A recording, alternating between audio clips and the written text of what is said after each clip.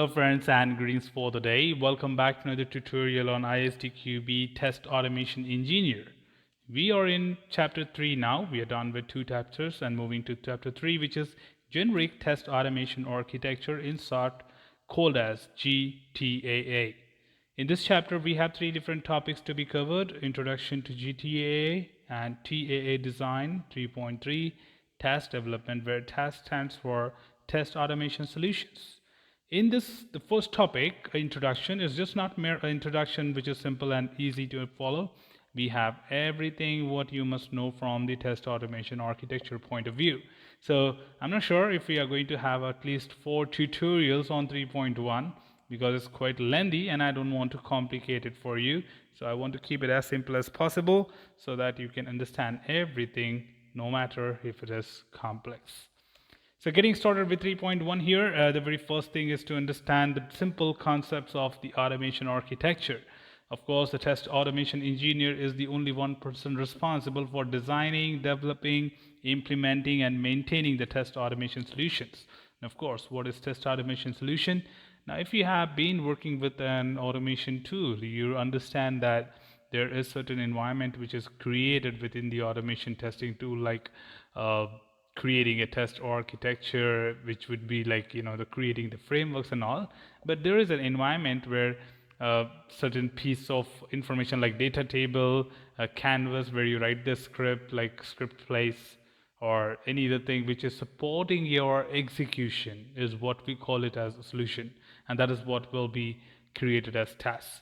So it's all responsibility of setting up the environment, setting up the stage to run the show, and preparing it well as an automation engineer responsibility.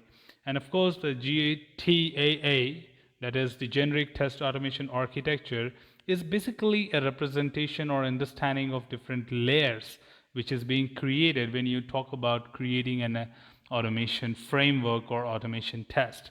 And of course, it would be important for you to understand the architecture so that it is easy for you to create the layers and understand the same, to have no issues while executing the test automations. So of course, this is all responsibility of the automation engineer, but of course, what are these important automation solutions include?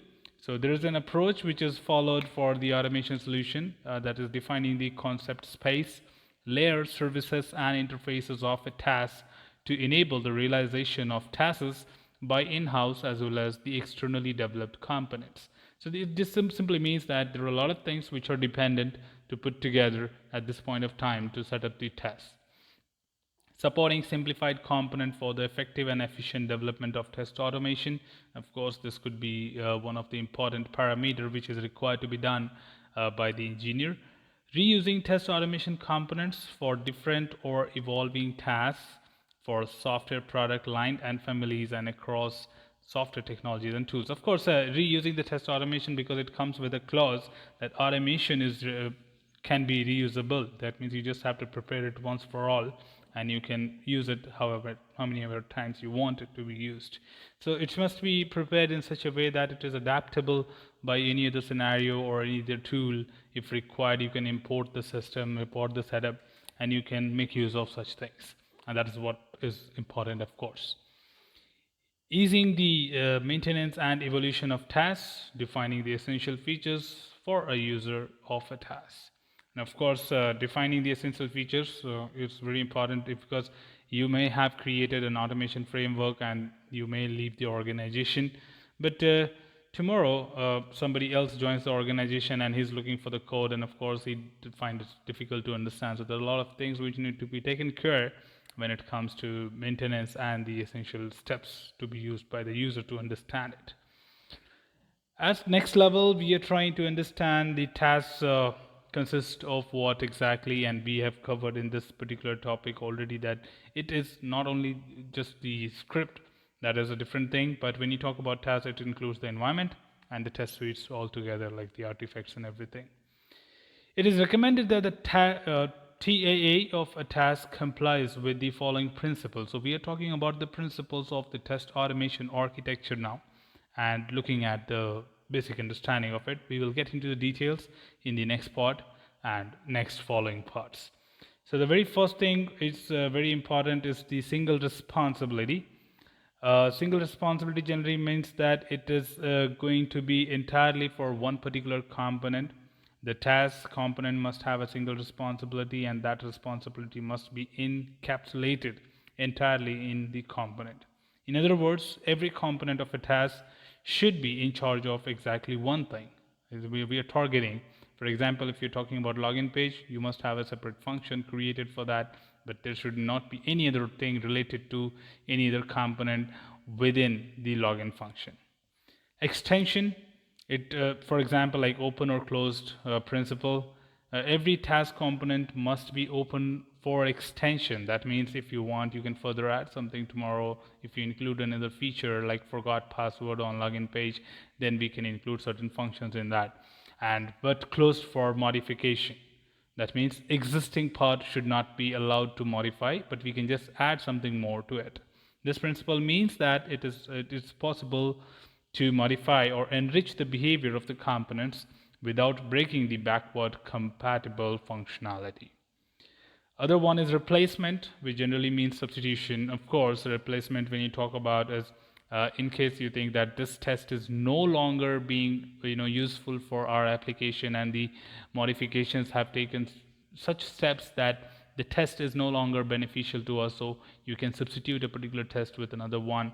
Or at the same time, if you think that this test is no longer required in the suite and maybe another test would do better, or finding different defects, even if we talk about regression, these kind of things would be helpful. Component segregation, which means interface segregation.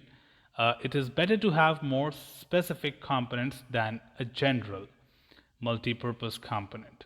This makes substitution and maintenance easier by eliminating unnecessary dependencies. And generally we talk about making use of some of the general things like a usual story with help of certain common properties which might conflict with another object within the application. So it is really cool if you can recommend creating unique set of properties or generic specific components over generic, which means that it would create uniqueness among the script as well when you create the test, and it will be easy to identify and move into that. Dependency inversions, it means the components of tasks must depend on abstracts rather than on low-level details. In other words, the component should not depend on specific automated test scenarios.